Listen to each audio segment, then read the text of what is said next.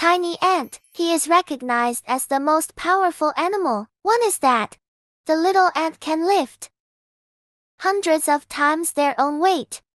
It is also because they are particularly united, and the power of unity is amazing. One day, a rock is stuck in the ant hole. Together, the ants pushed him forward. Only with the efforts of everyone, the big stone moved little by little.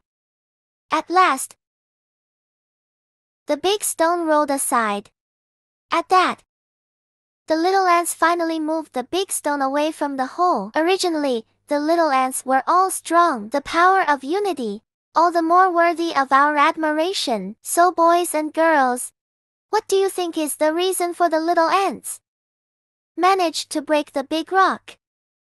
Unity is strength. When you have a problem that one person can't solve, you can do it together.